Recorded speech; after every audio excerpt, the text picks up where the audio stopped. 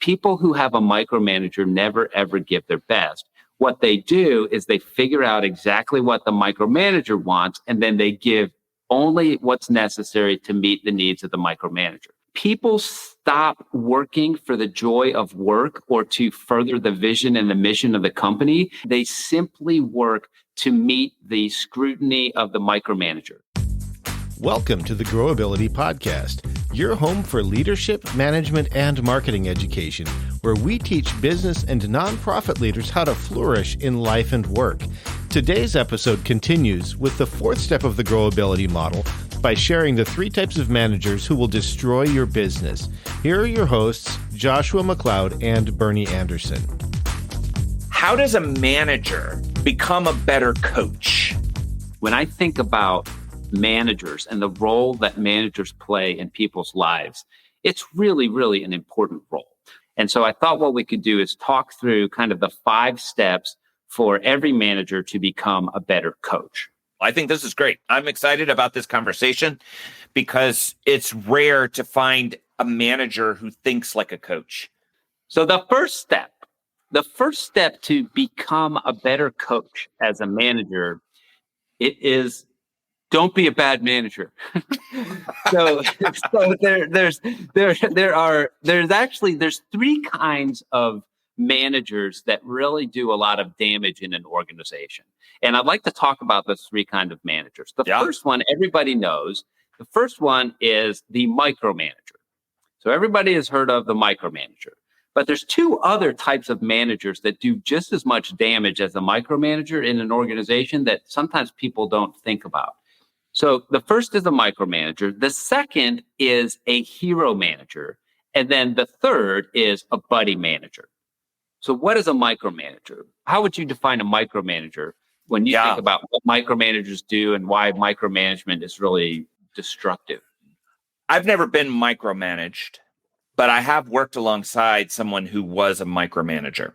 He wasn't my manager. He was the manager of another team. I remember this person being very controlling, everything has to be done a certain way and it's my way. And if you use any creativity to do this your way, that's not acceptable because it's got to be done my way because my way is the best way. And there's no possible way that you as an employee would ever have the ability to be able to come up with a way to do this that's as good as my way. But here's the thing. Those employees asked this question, and they asked it of me, which was awkward. Why is it that he doesn't think we know how to do anything ourselves? People that are micromanaged think, I must not be able to do anything. I must not have any skills or abilities on my own because you're so controlling on how things have to be done. People who have a micromanager never, ever give their best.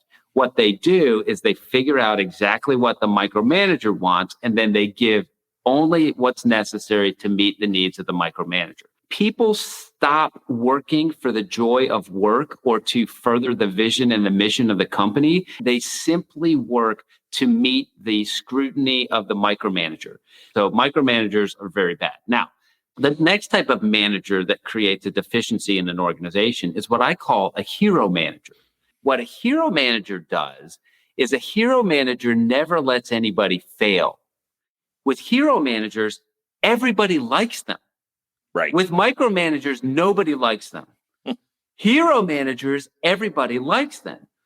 Where they're deficient as a manager is because they're so good at everything, they swoop in and fix anything that's about to be broken.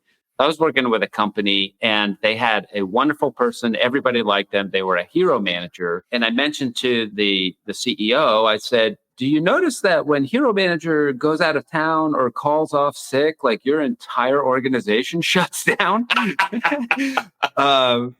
Do you think that this might be a problem if hero manager goes and gets another job somewhere else because they'll pay better, or hero manager, wins the lottery and decides they're not going to come to work anymore? Like, can you imagine what would happen if the hero manager exits the building? And so the CEO was like, oh, I can't imagine. That's the most terrible thing. And then I followed up with, so we need to get rid of the hero manager. Yeah, right. and they were like, what are you talking about? And I said, well, if you've got 20 people in your organization and you've got one of them that is fixing 19 other people's problems, those 19 people are never going to develop because the hero manager is swooping in and fixing every problem that they have. So if you want your organization to thrive, you need to get your hero manager to stop fixing people's problems and start training them better so that they can work better. And I think just to clarify this, the difference between a micromanager and a hero manager is the micromanager is waiting for you to fail, whereas the hero manager will never let you fail. And both of those are unhealthy. That's exactly right. So the third type of manager that creates a lot of dysfunction in an organization is what I call a buddy manager. They want everybody to be their buddy. They don't have enough relationships outside of work or outside of the job that are just filling all of the love tank. And so they just need work to be the place where all of my relational needs are met at work. And so everybody has to be my buddy. I think every client that I work with is like, well, we want to treat our team and our staff like family. The problem is, have you seen people's families? There's the loving part of family, but then there's the challenge of family. Families argue about politics. Families argue about the way that things are done. Now, here's the thing about family. You can't fire your family. If Uncle Fred comes to Thanksgiving dinner and he's saying all those crazy things, I can't just say, oh, hey, Fred, you're fired from, our Thanksgiving dinner. At work, sometimes we actually need to be able to fire people because it's not in their best interest and it's not in the organization's best interest to have them in the company. So even if you want to treat everybody like family, sometimes you have to be able to fire somebody. So what a buddy manager does is a buddy manager doesn't hold people accountable to things that a coach would hold them accountable to. If somebody keeps showing up late for work, but you want them to be your friend, or somebody's kind of a low performer. So you've got 5 employees, 4 of them are able to get like 80 to 100% done. This one employee, they get like 50% done. So what happens is that you want to be their buddy. And so you treat them like, it's okay, we'll cover up for you. You become a hero manager. Then the other 4 employees, they start having to overwork because that other employee is underworking. And the buddy manager isn't addressing the problem because they want to be the buddy. They just want to be, fun at work. We've got to be careful in an organization. We've got to be careful as managers that we're not micromanagers, that we're not hero managers, and that we're not buddy managers. Have you ever seen any buddy managers? Have you ever been? You probably would be a buddy manager. I was about to ask you this question before you made this accusation. That's very accurate. I didn't have this terminology or this language, but I also realized at the time I had to fire somebody, this truth that you just talked about. You cannot have this group of people be your family because sometimes you have to fire people and you can't fire your family. Like I had that revelation. That was a turning point for me as a manager and realizing, okay, now I want to love people. I don't want to take care of people. I want to develop people. Developing people is not about being your friend all the time. Yeah. So for me, my best bad manager is buddy manager. That's the one I would default to. Who is your best bad manager, Joshua? Which one of these are you when you're not at your peak? Which one of these are you going to default to? I think I'm cycling through stages. My first real management position, I was absolutely a micromanager. What do you mean this didn't get done? What's the matter with you? Get this thing done. But then I think I matured into hero manager, where now it's like, oh, yeah, this isn't really good enough for our client. So I'll just fix it all myself and go and make it all work. And now I can send it out and this is good. What I haven't been, though, is a buddy manager. I think I've hired, I was tallying this up the other year. I've hired more than 60 people in my own organizations and doing things like that. Mm-hmm. And I've fired about maybe 10.